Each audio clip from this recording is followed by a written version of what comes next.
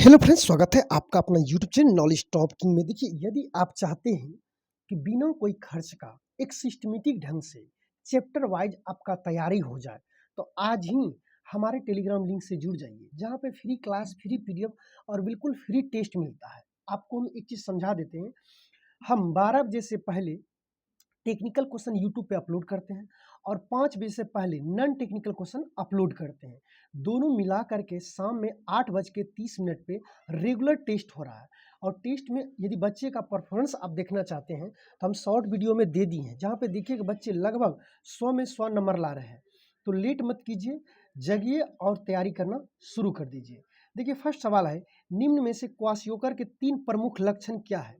देखिए, क्वाशियोकर के और सभी लक्षण हैं, उनमें से प्रमुख लक्षण क्या है। प्रमुख का मतलब समझ लीजिए और भी लक्षण है, लेकिन उसमें मेन लक्षण क्या है। जैसे किसी को बुखार आ गया तो उसका मेन लक्षण क्या होगा, बात समझ लीजिए। तो उसी तरह से क्वाशियोकर से ग्रसित कोई बच्चा है तो उसमें मेन लक्षण क्या होगा। पहली बात तो ये समझ लीजिए, क्वाशियोकर रोग होता कैसे है। देखिए, ये है क्वाशियोकर से ग्रसित बच्चा। क्वाशियोकर रोग जो होता है वो प्रोटीन की कमी के कारण होता है, बात समझ लिए। जब बच्चे क्वाशियोकर से ग्रसित हो जाएंगे, देखिए पेट कैसा निकलता है, गोल मटोल निकल जाता है बाहर।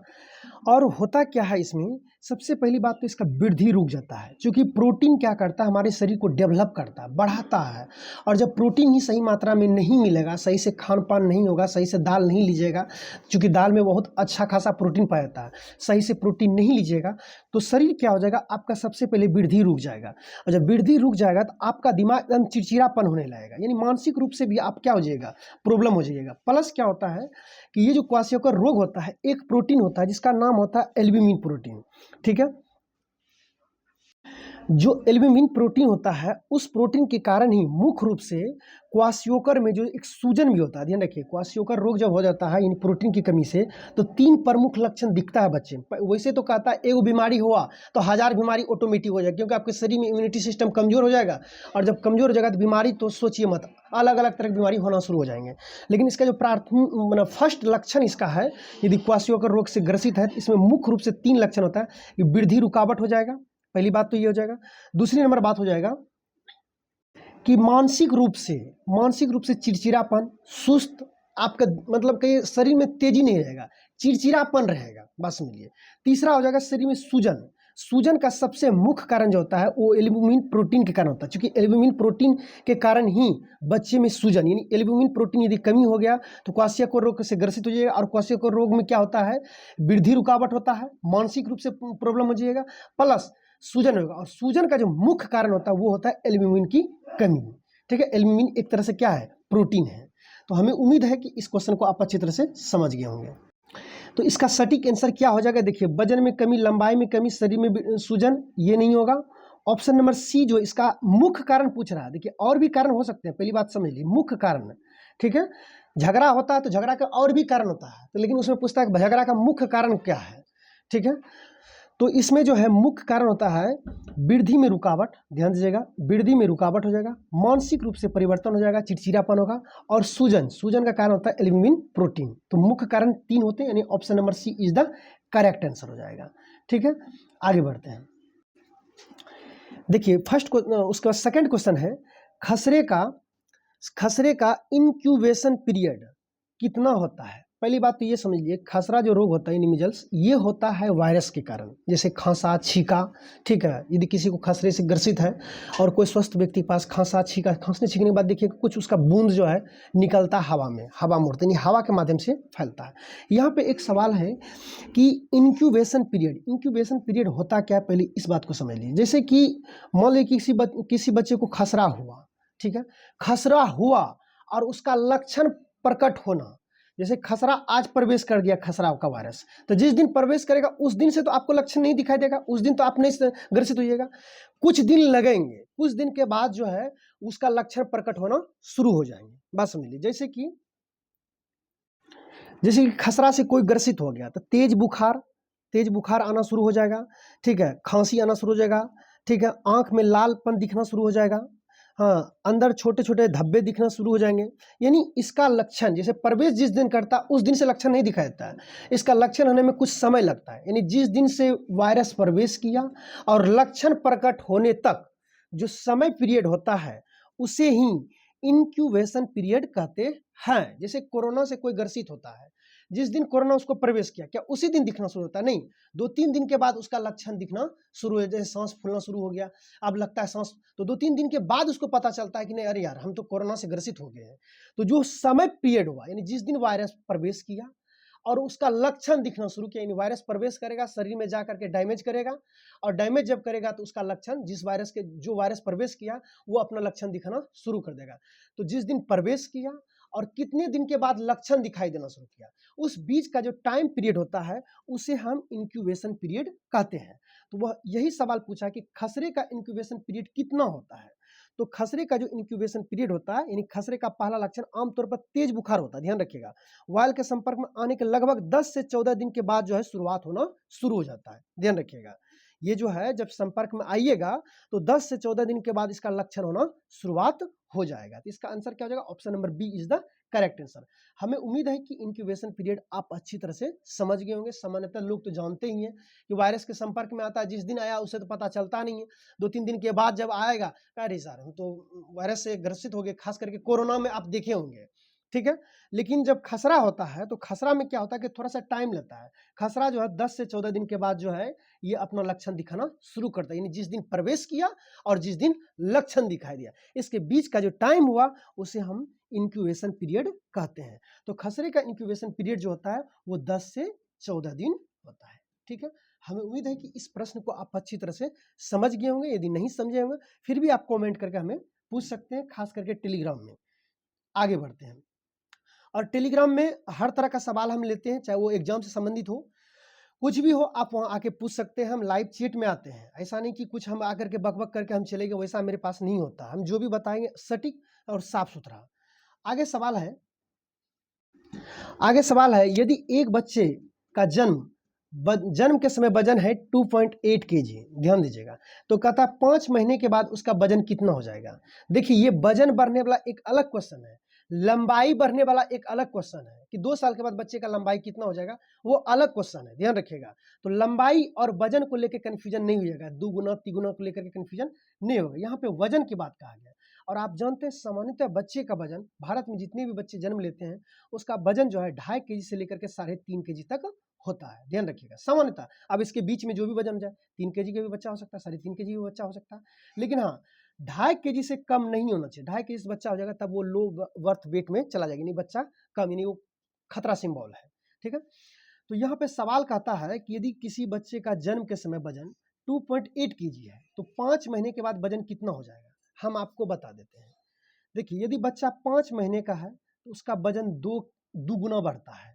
दुगुना कब का बढ़ता है? जिस समय बच्चा जन्म लेता है, जिस समय बच्चा का जन्म लिया उस समय जो वजन रहता है ना, वो वजन काउंट कर लीजिए, अब फिर 5 महीने के बाद काउंट कीजिए, ठीक है। मान लीजिए बच्चे का वजन 3 kg था, कहेगा 5 महीने के बाद क्या होगा, ये दुगुना हो जाता है 5 महीने के बाद, 3 दूना 6 kg होता है, प्लस 1 साल में 3 गुना हो जाता है और 2 साल में 4 गुना हो जाता है बच्चे का वजन।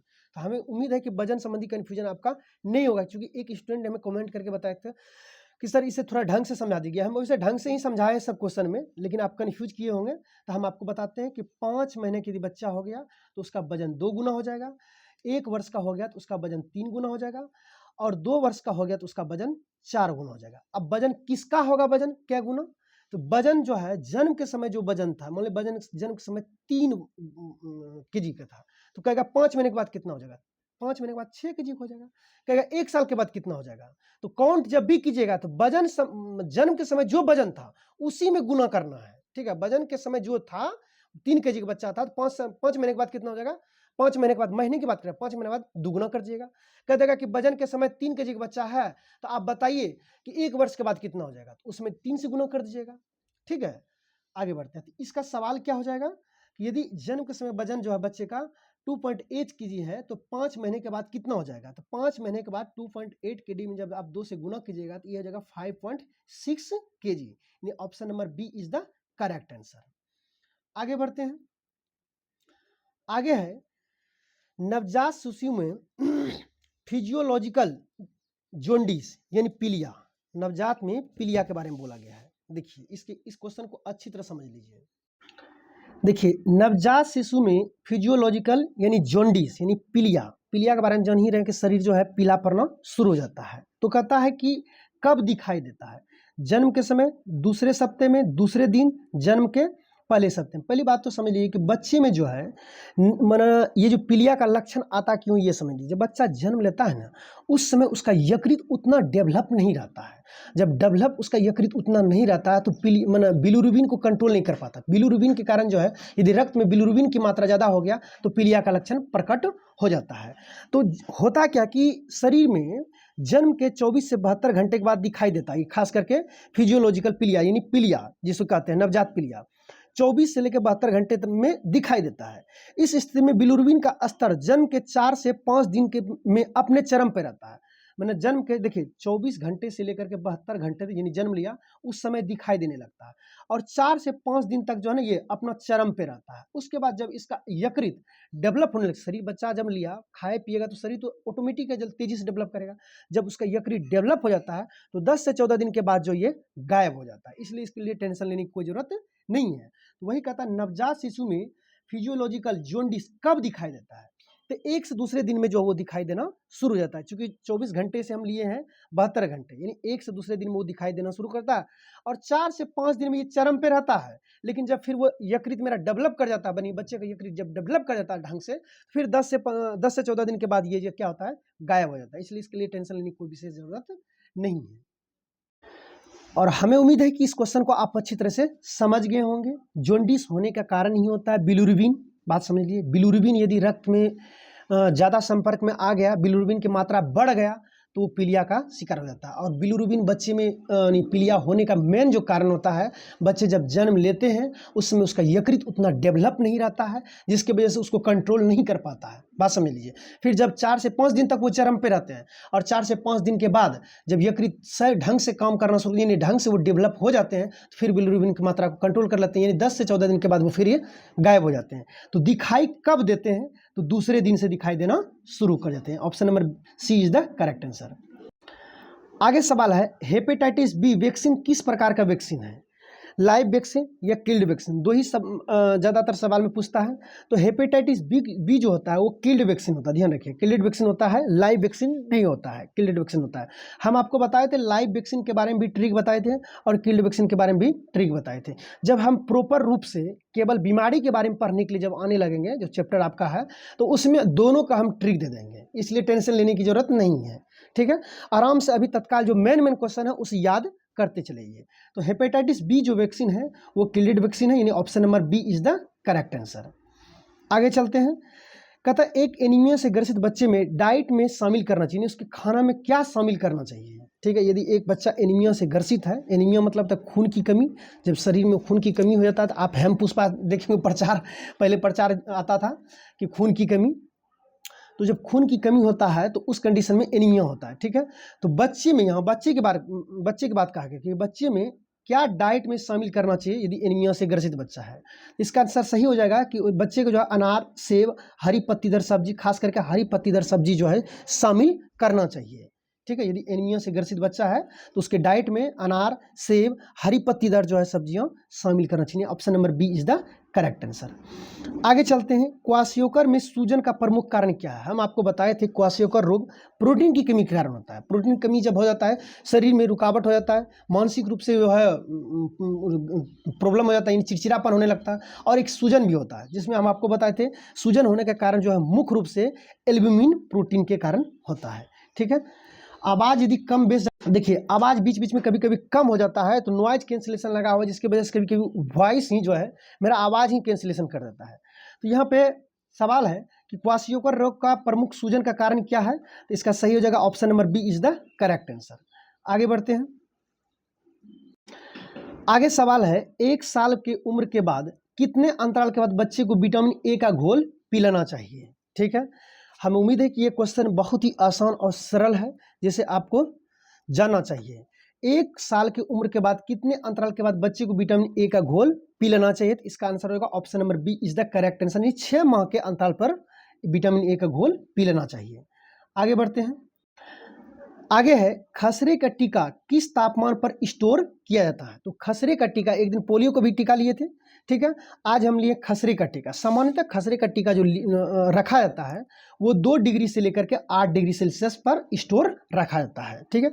तो खसरे का टीके का तापमान किस तापमान पर स्टोर रखा जाता है? तो 2 डिग्री से लेकर के 8 डिग्री सेल्सियस तक। आगे फिर सवाल है, ओरल पोलियो वैक्सीन किस प्रकार का वैक्सीन है? ओरल पोलियो वैक्सीन किस प्रकार का वैक्सीन है? देखिए, ये लाइव वैक्सीन है, यानी जीवित टीका जिसे कहते हैं। इसका आंसर होगा option number A is the correct answer है, ठीक है, जीवित वैक्सीन। आगे बढ़ते हैं, कहता है एक शिशु को प्रतिदिन ली जाने वाली, एक शिशु को प्रतिदिन, देखिए यहाँ पे थोड़ा सा हमें क्लिक करना पड़ता है, नहीं तो फिर आपका आवाज़ क्या होता है ना, कम हो जाता है, इसलिए थोड़ा सा यहाँ हम भूल जाते हैं रोकने के लिए। रोक करके जब फिर से हम शुरू करते हैं तो आवाज़ आपको ठीक मिलता है। कहता है एक शिशु में प्रतिदिन ली जाने वाले विटामिन ए की आवश्यकता कितना होता है? तो विटामिन, देखिए वैसे एज के हिसाब से होता है विटामिन ए कितना कितना लेना चाहिए। यहाँ पर पूछ रहा है कि एक शिशु को प्रतिदिन ले जाने वाले विटामिन ए की आवश्यकता कितना होता है? तो ऑप्शन नंबर बी, यहाँ पे बी कर लीजिएगा, हम सही करके दे देंगे पीडीएफ में। तो ऑप्शन नंबर बी यानी 350 माइक्रोग्राम, ठीक है। एक शिशु को प्रतिदिन ली जाने वाले विटामिन की आवश्यकता कितना होता है? 350 माइक्रोग्राम, ठीक है। Option number B is the correct answer.